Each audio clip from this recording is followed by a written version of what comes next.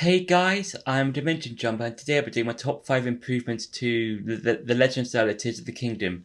Now, Tears of the Kingdom, I think we can all agree, is an enjoyable game. I think there's a lot of enjoyment to be had in that game, and yeah, I have enjoyed going through, like going from like the Sky Islands to the depths, and exploring the new dungeons, and experimenting with the hand abilities and stuff like that.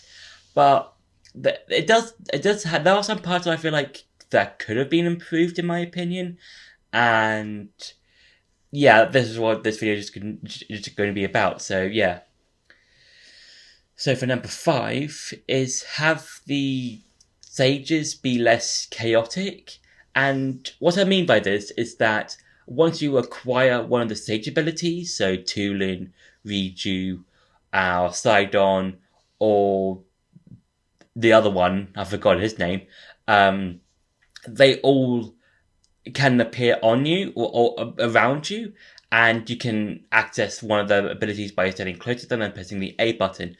And this can be very, very chaotic, and yeah, there will be points in the game where you have, like, let's say, 3 of the stages activated, and you might accidentally activate one of their abilities, and it can get very annoying very quickly. And I feel like Tears of the Kingdom, no, not Tears of the Kingdom, Breath of the Wild did this better when it came to the abilities, because when you got one of the champion abilities, so Sidon, no, not Sidon, Mipha, Daruk, Urbosa, or Rivali, they all had a specific button or a specific prompt. So for Daruk, his power activated when you went to guard with your shield. Urbosa's Fury activated when you went to go do a spin attack. Mipha's ability activated when you lost all of your hearts, and then she would regenerate them. And Rivali's Gale activated when you pressed and held the jump button.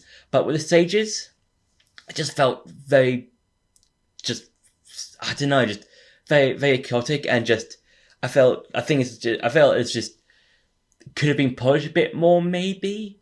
And maybe it could have, and maybe the sages could have had a similar way of activating the abilities, similar to how the sages or the champions did it. So yeah, for number 4 is less crystal shrine abilities. Now with this one, I feel like they're interesting, the crystal shrine abilities quests, because a lot of them are just go to these coordinates where the beam is showing, collect the crystal, go back to where the light is, and then you get the shrine. And I think with each one is quite interesting, because there are some ones that are different. So like you have to fight Flux Construct. One of the crystals is underneath Lake Hylia, where the Gleeok is. Another one is on some of the stone taluses. But I feel like a lot of these do repeat, because I think there's like 2 stone talus crystal shrines, and yeah, I feel like if there were less of them, maybe like half of them, and let's say half the crystal shrines quests, and then have the other half being completely new quests or stuff like that, it would have made, yeah, I think it would have been a whole lot better, I would say.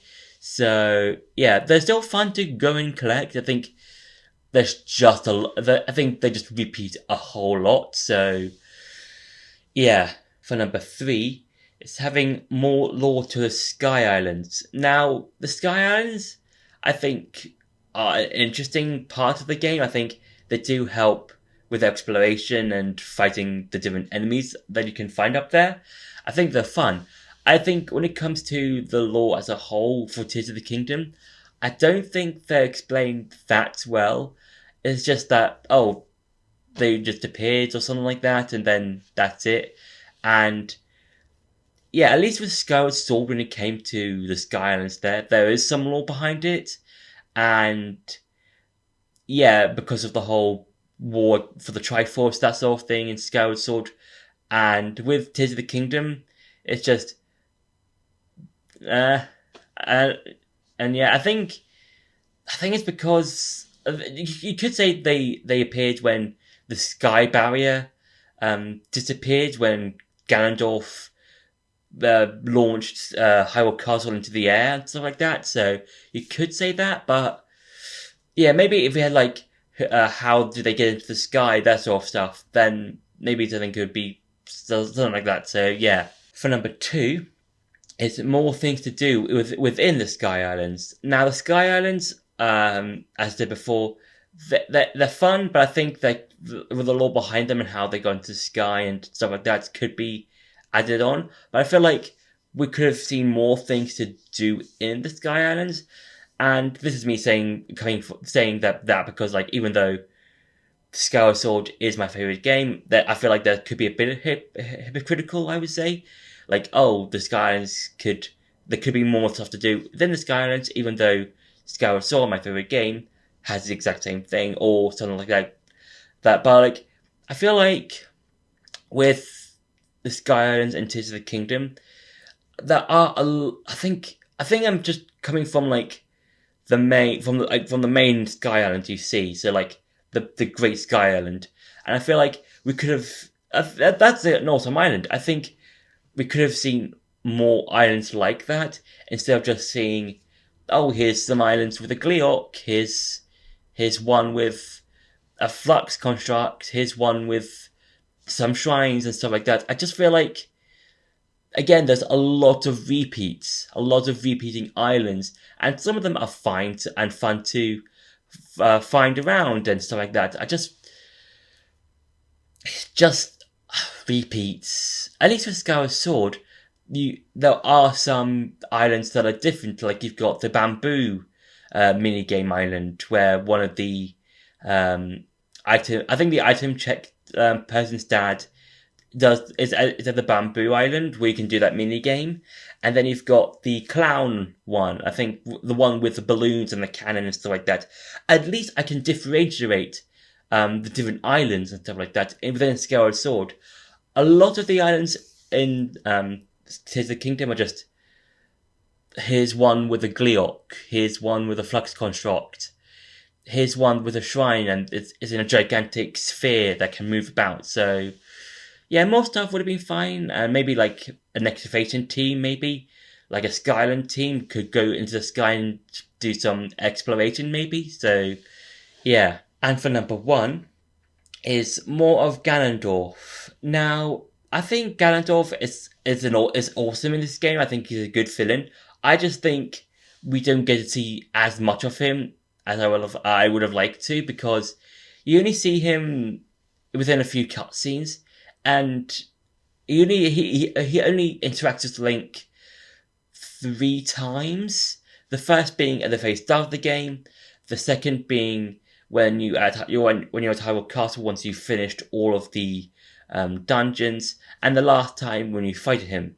And yeah, I feel like if we had seen more of Ganondorf, like behind the scenes, like for example, if we had done like the Lightning Temple on the Gerudo area, for example, and we had finished that, if Ganondorf could be like, oh, he's rallied the Gerudo behind him or something like that. I'm not really sure, like it's something along those lines. And yeah, maybe for the Lightning Temple, if it was Twin Rover for the main boss, and they had used their magic to influence some of the Gerudo, maybe because the Gerudo, mainly because like Twin Rover are the parents of Ganondorf, and both Twin Rover does have magic abilities and stuff like that. Or if they didn't use their abilities, they could have just like they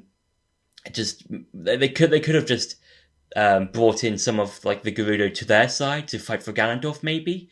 But I feel like they would have been too similar to the Yiga clan. So yeah, but I feel like if we had seen more of Ganondorf just raising his power, maybe like behind the scenes stuff like that, it would have been, I think, a bit more interesting. I think if we had like one more cutscene with Ganondorf, 1 or 2, I think that would have been a whole lot cooler, and I think his presence would be felt more. So yeah. So that's been my top 5 improvements for Tears of the Kingdom. I hope you enjoyed this video. Don't forget to like, share, and subscribe, and I'll see you in the next video.